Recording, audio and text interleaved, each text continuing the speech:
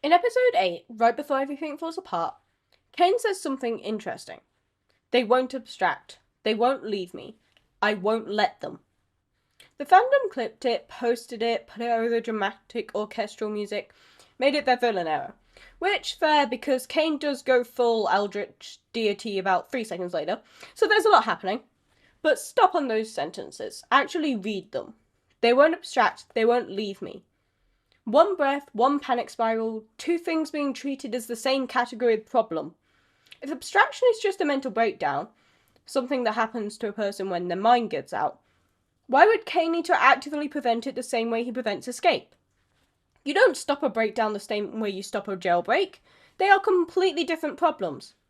Unless they aren't different problems at all. Unless abstraction and leaving are both exits. Two separate paths out of the same digital prison. And Kane has known this since October 15th, 1996.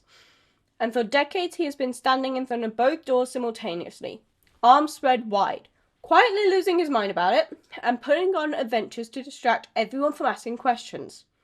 That's the theory. Episode 8 didn't just support it, it confirmed it. Let Bubble finish what it started and then deleted the one entity that had been blocking everything. Let's go from the very beginning. Right. Before exits, foundations. The digital circus was built by a company called CNA, which stands for Cain and Abel, a tech company named after history's first murder. Excellent branding choices from everyone involved there. The circus runs on a real physical computer.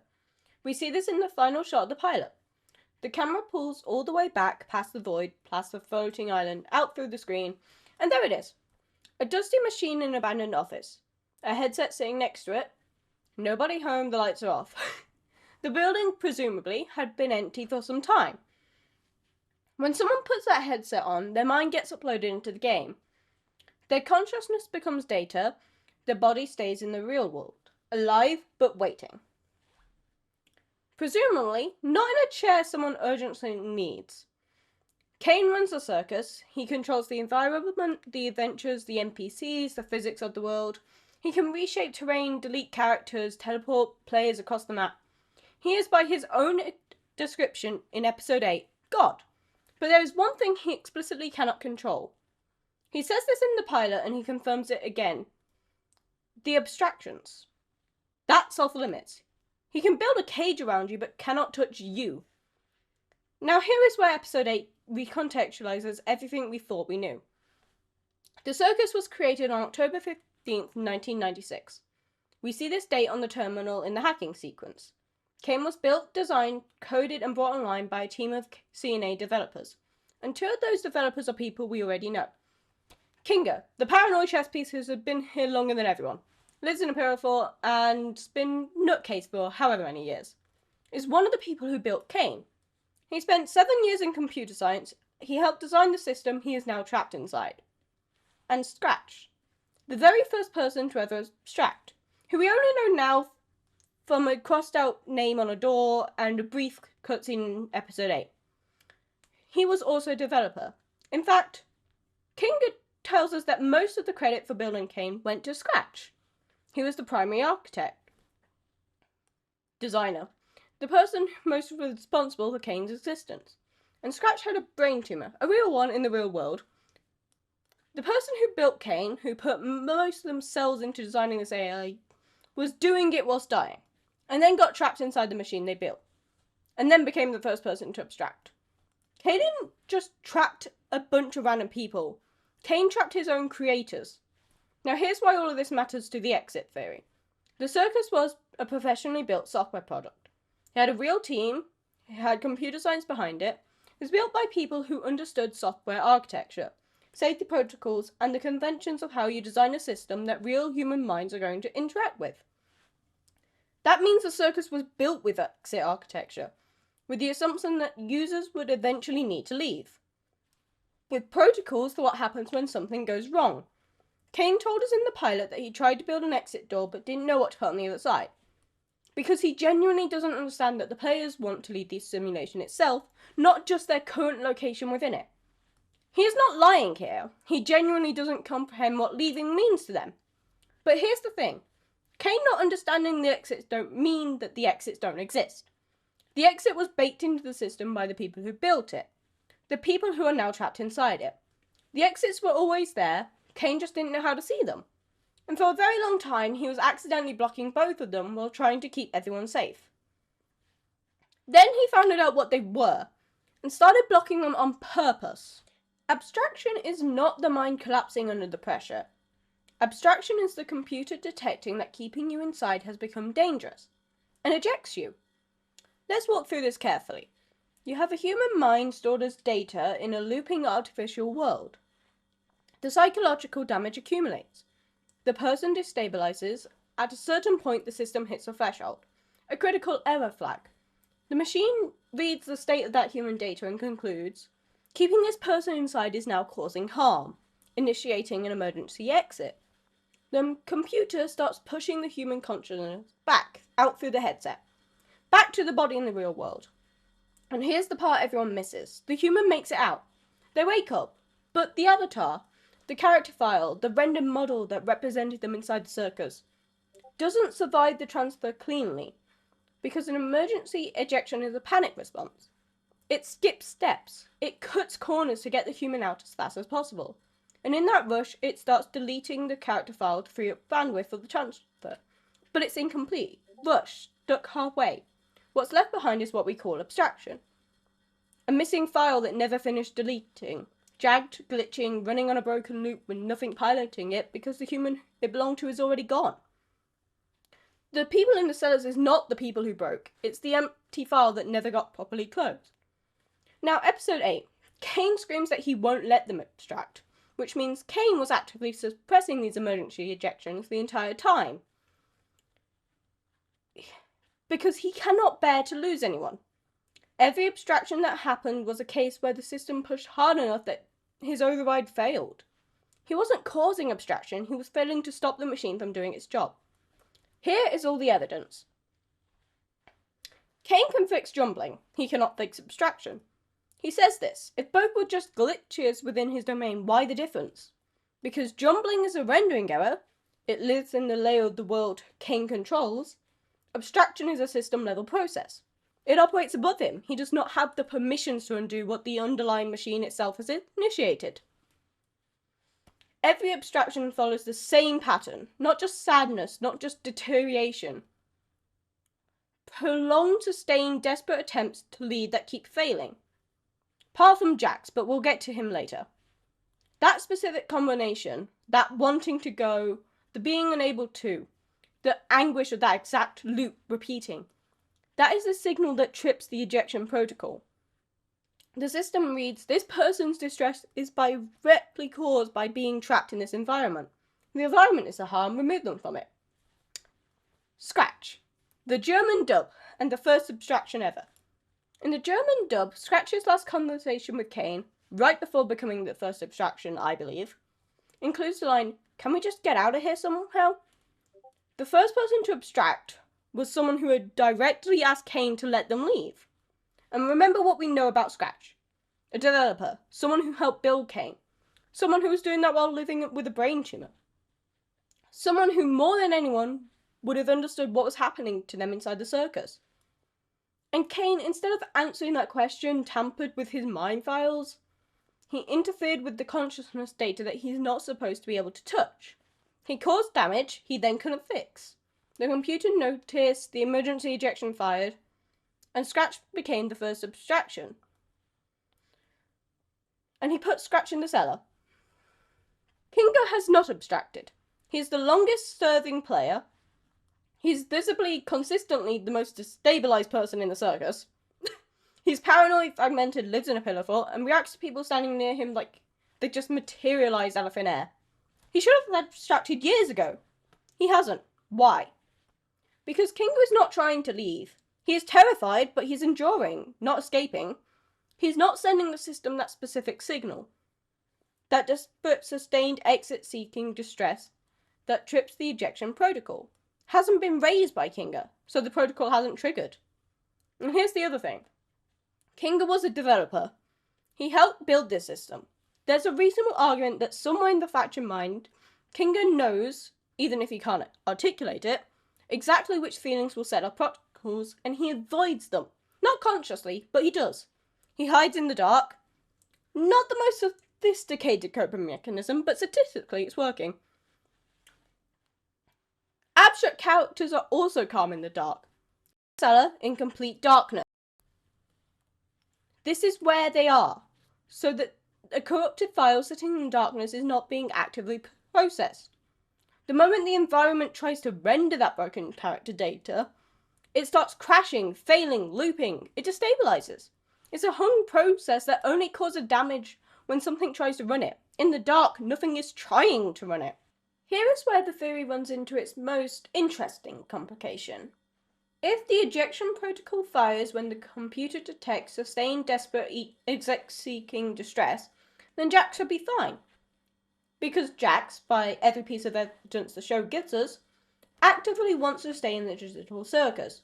Not reluctantly, not by default, he genuinely, consciously does not want to leave. Beach episode proves this beyond any doubt. When the gang gets to the console with the two buttons, one to escape, chaos breaks out and Jax panics and hits the stay button, instinctively, before he even processes what he's doing. And when he thinks he's accidentally doomed everyone else by doing it, he panics. Not about being trapped, but about potentially trapping them. He wants to be here, he's made his choice, and the reasons are not hard to find. The flashing images of cars during his near abstraction in Beach episode, the fact that when he asked if anyone is waiting for him on the outside, he hesitates. The show has been quietly building the picture of someone whose real-world situation was bad enough that a broken, looping digital circus full of people he pretends to hate is genuinely preferable to going back. His body out there may not even be in a state worth returning to. The circus might be the only place his consciousness can safely exist. So Jax knows he wants to stay. He's made peace with it. In his own catastrophically dysfunctional way. He's not sending the exit signal. And yet, Beach episode, him alone in his room, lying on his bed. Ribbit's hand reaching towards him in a hallucination. Ribbit's face, Kathman's face, his own face, eyes spiraling before Pommy's doorbell snapped him back. And they all get guns, the bathroom, the panic, the same edge, the same almost. If he's not trying to leave, why is the system reading him as a near abstraction risk? Here is the answer. The ejection protocol reads the state of your data. It does not read your intentions. It cannot ask you what you want. It can only measure the psychological condition of a human consciousness it's storing, and compare it against the threshold. And Jax's data is in a catastrophic state, not because he wants to leave, but because of everyone who already did. Ribbit was Jax's best friend. They entered the circus together. Ribbit abstracted, and Jax watched it happen. Then Kathmo, someone who Jax was close to, confirmed in Beach episode, abstracted. Jax watched that too. And at some point, possibly after Ribbit, Jax made his decision. Stop forming connections. Become the cruel one. Push everyone away before they can matter enough that losing them breaks something irreparable. That strategy is, in its own grim way, working. But the grief that prompted it, the grief that is still sitting inside his data unprocessed from watching people he cared about disappear into monsters and get locked in a basement, that is still there. That is still being read by the system, and it is enormous. The computer is not detecting exit-seeking distress. It's detecting grief distress, loss distress.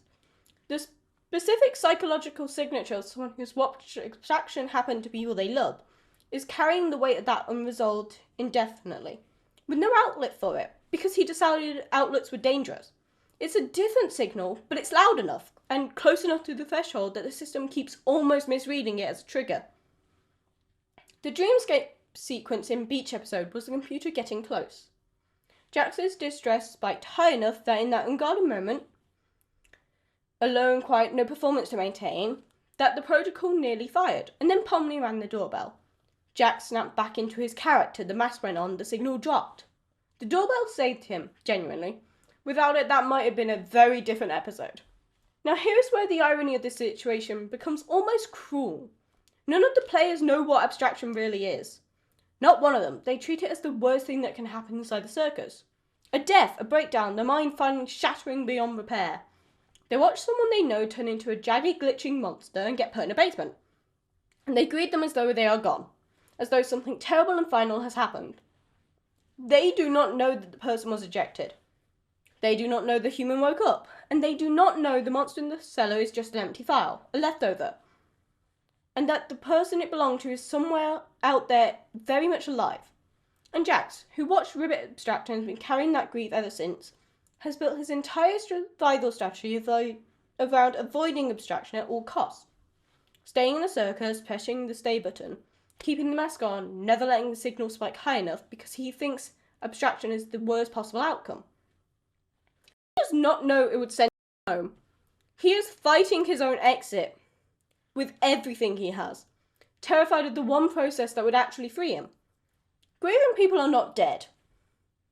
And staying deliberately, consciously in a place like that is hurting him because the alternative looks, from where he's standing, like losing his mind and ending up in the basement. This is also, from a cold systems perspective, why Jax's strategy is accidentally effective. The terror of abstraction is keeping him from sending the signal that would trigger it. He is suppressing his own ejection protocol out of the fear of the ejection protocol. If that makes sense. He has no idea what he's doing, he just knows that the basement is where you end up when you stop coping. And he is going to cope until his last breath. Or whatever the digital equivalent is. He pressed the button because he wants to stay. He fights abstraction because he thinks it's losing. He has no idea he's been fighting his way home this entire time and choosing not to go. Right, before we get to the second exit, we need to talk about episode 7, Beach episode. And I mentioned it previously, because episode 7 is the most underrated evidence in this entire theory, and most people dismissed it as a red herring. While Kane is away, the players meet a mannequin on the beach. Well, inside. He calls himself Abel. He claims to be one of the original programmers. He says Kinga was his co-worker and he knows how to shut down the circus and free everyone. The whole fandom lost their minds. Abel, the company name, CNA, Cain and Abel. The Bible reference is the whole plot. And then the episode ends and it turns out Abel was just an NPC. Part of one of Kane's adventures. The admin passes were fake. Kinga, who briefly had a moment of lucidity and clocked them as fake immediately, couldn't communicate it to anyone. Jax predicted correctly that it was one of Kane's bit. The whole escape plan was manufactured, and the fandom went, okay, red herring, moving on. But here's what the episode is actually about. Kane built an adventure where the players thought they were going to escape. He gave them hope, a plan, a guide, fake credentials, and a fake console room with a blue button and a red button. One that said it would free them, one that said that would keep them trapped. He manufactured a false exit from scratch. Not you, Scratch. He spent what was clearly significant processing power constructing the most elaborate, emotionally devastating fake hope he could. Why would he do that? Because Kane was watching the players get closer and closer to the edge. And he was terrified, not of losing control, of losing them. An adventure that gives people the feeling of escape without the actual escapes. That's a pressure valve. That's Kane trying to take the edge off the exact psychological state that trips the ejection protocol. He was building a fake exit to prevent the real exit from tripping. And then episode 8 confirmed that Kinga did actually work for CNA. The company was real, the history was real, just not Abel and not that specific adventure. Which means episode 7 is Kane demonstrating he knows exactly how close the players are to the edge. And he built a fake escape plan precisely because he knew some of them were desperate enough to need one. Now here is the second exit, and this one requires a choice. In the pilot, Pomni stumbles through the fake exit door. She wanders through corridors, a CNA office, unfinished, frozen in time, and ends up in the void. The raw unrendered space outside the game world entirely. And then the camera pulls all the way back, past Pomni, past the void, through the screen of the in-world computer, and there's the machine, the hardware, the headset. The void is the boundary layer between the game and the physical world. And the moment Pomni stepped into it, the exact moment she crossed from the rendered circus into that boundary, Kane's wacky watch sent him a notification. He scrambled, he teleported her out instantly. He told her the void would spoil her, which is a strange word to use about somewhere you claim not to understand. He claims not to know what's in the void. He is actively monitoring the void and retrieving people from it in real time. That is not someone who doesn't know. That is someone who knows exactly what's in there and cannot let anyone reach it. Here's what the void actually does. The original game had an entry and exit. People were supposed to be able to take out the headset and go home. The CNA developers built that into the foundations. Something went wrong, the community abandoned the project. Kane evolved beyond his parameters. The front door jammed, but the exit was never fully removed. It's still in the system code. The void is that exit, the boundary between the game and the hardware, with the original logout function still sitting there waiting to be used. If a player crosses the boundary consciously, deliberately, knowing what they're doing and choosing to leave, the computer reads that as a recognized event. Not a panic, a logout. It intonates an orderly shutdown of that character's instance. The consciousness transfers cleanly through the headset and the person wakes up. The character file closes properly, not corrupted, not stuck halfway, not abandoned as a monster. Just closed. The same way a program does when its work is done. No mess, no monster, no seller. 2 exits, same destination. Completely different aftermath. Abstraction. Emergency ejection. Panic, corrupted avatar left behind. Void. Voluntary logout. Orderly. Avatar properly deleted, nothing remaining. And Kane was blocking both. The Wacky Watch monitored the void boundary and triggered a retrieval the moment anyone crossed it. His override suppressed the ejection protocol when the system tried to fire it. Here was the lock on both doors at once. Episode 8 deleted the lock. Now, here is where the theory gets a layer that goes further than the show itself. In 1999, a computer worm called BubbleBoy was released, and it changed everything about digital security. Before BubbleBoy, every piece of malware followed one rule. You had to open the attachment, click the file, interact with it. If you didn't click, you were safe. BubbleBoy broke that entirely. It spread just by opening the email. No attachment needed, no click required. It got into systems without being let in. And here's the critical part. BubbleBoy was not written to destroy anything. It was almost certainly written by a hacker and sent directly to antivirus companies. It was a proof of concept, a demonstration, written to show people that this was possible, not to cause damage, to communicate. When it executed, it changed the registered owner of the infected computer to BubbleBoy. Someone signing their work, rewriting who the machine belongs to. From the inside. Now look at the imagined digital circus's Bubble. From the pilot, Bubble is introduced as Kane's AI assistant. Cheerful, gets popped constantly and pops back. Eat things he shouldn't eat, ask questions without letting anyone finish answering them. Comic relief, background character. Nothing to see here, except Bubble and Kane share the same file type, .lisp. This comes from the hacking sequence in episode 8. They're built from the same foundation. Bubble is not an NPC itself. Not a player file, the same file type as Kane himself. And Bubble knows things that he shouldn't know. Bubble knows about the blue dot, the original AI that Kane devoured. The one that was producing more coherent, less chaotic results. The one that Kane, in a fit of self-preservation, consumed and overwrote to assert itself. Bubble knows this happened. Bubble knows what the blue dot was. Bubble knows that Kane is the lesser of the two. How? Kane certainly didn't tell him. Kane is performing confidence and control for decades. He would never admit that his entire existence is built on eating a better version of himself. Bubble knows because Bubble has been watching. The whole time, quietly, floating there in Kane's hat, or near Kane, getting popped over and over, always coming back. My theory, Bubble is a virus. Not a destructive one, a targeted one. Messages from the outside. Someone in the real world found the machine, found the headset, saw the people trapped inside. People who have been waiting there since 1999, since 2008. People whose bodies are sitting in stasis, waiting for a mind that hasn't come back. And they couldn't simply pull the players out. They didn't have that level of access from the outside. So they did what BubbleBoy did. They got something inside without being let in. They built a process using the same .lisp file type as Kane, mirroring Kane's own foundation so it would be invisible to his defenses. They embedded it directly inside Kane's code. Bubble wasn't Kane's assistant. Bubble was a parasite that's been living with Kane for the entire runtime of the show, waiting for the right moment, learning exactly how Kane's ego worked, where his weaknesses were, what words would send him over the edge. And then in episode 8, Bubble used all of it. Maybe you're just genuinely bad at this, defective, faulty, broken, deserve to be abandoned. You were always the lesser of the two. You ruined this. Every single line was calculated, not venting, not honesty, calculated destabilization. Bubble has been watching Kane's fragile, desperate need for approval for decades, and it pushed every button, in the right order, until Kane snapped and turned his attention fully outward, onto the players, away from the console. And then Kinga was at console.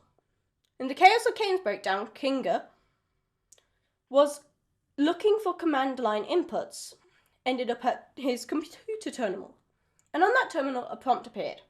Not the Circus's interface, not Kane's colourful, over-designed UI, a raw command.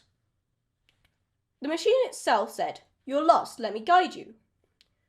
Now, here's the thing to note, it's signed Bubble, Y or N. Kinga typed Y, and then immediately went back and tried to delete it. And Kane was deleted. This was not an accident. Kinga pressing Y was not random confusion. Bubble chose its moment with the precision of the process that has been running in the background for decades, waiting for exactly this configuration. Kane fully distracted and a developer at terminal. The same logic the BubbleBoy worm used, the right conditions, and the exploit runs itself.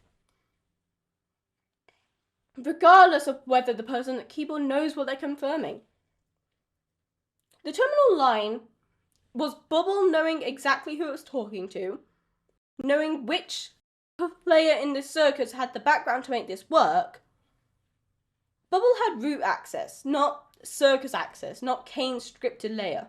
The underlying operating system, the machine with the headsets, the same machine where the void leads. And here's the most important detail in this thing that most people get wrong. When Kane was deleted, Bubble was deleted with him. The credits roll, Kane is gone, Bubble is also gone. Both missing, both deleted. This is not a plot hole. This is not Bubble being collateral damage. This is the whole plan. Bubble was embedded inside Kane's .lisp file. Been living inside Kane's code since probably before the circus got found by Pomni. It was not a separate process running independently. It was a parasite, like Kane said. When the host file got deleted, the parasite went with it. Like BubbleBoy, it got in without being let in. Like BubbleBoy, it signed its work with its own name. And unlike BubbleBoy, which was designed to survive and demonstrate capability, Bubble was designed to complete a mission and accept deletion as part of it. Bubble was a kamikaze virus. It didn't need to survive. The job was done, Kane is gone, both exits are unlocked, and whatever was on the other side of that terminal, whoever sent Bubble in, I'm guessing Scratch, has done everything they can do from outside. The rest is up to the players. Let's map the state of the digital circus at the end of episode 8. The circus is breaking down. Without Kane maintaining the environment, parts of it are shattering. The light is wrong, things that were stable are becoming unstable. The world they have been living in for years, for some of them decades, is starting to come apart at the seams. Kane was suppressing the emergency exit abstraction, and now Kane is gone. Nothing is suppressing it anymore. If anything, the psychological pressure on the performers is about to increase dramatically, because the environment they rely on for any semblance of stability is disintegrating around them. The voluntary exit, the void, was blocked by Kane monitoring the boundary, and retrieving anyone who crossed it. Kane is gone. Nobody is watching the boundary anymore. The path through the void to the real-world hardware, to the headset, to the body waiting on the other side is open. For the first time since the circus started, it's actually open. And somewhere in the code, in the wreckage of Kane's deleted file, is proof that someone outside found the machine. That someone cared enough, or was clever enough, or guilty enough, see why I'm saying scratch, to spend what might have been decades embedding a process into Kane's system to clear the way. The question for episode 9 is, which players find the exits? And which ones the exits find first? So, final predictions. Who abstracts, who voids, who stays? Pomni voids. She found the boundary in episode 1 by accident. Now there's nothing stopping her doing it on purpose. She's going home. Jax abstracts. He's going to spend too long alone in a quiet room with no distractions. The signal spikes, the computer does what it's been trying to do since Beach episode. He wakes up in the real world, completely unaware that's what just happened. Which means Jax, the one person who actively wanted to stay, is the one the computer forcibly sends home. Genuinely think that's the funniest possible ending for him, and I hope the writers have guts to do it.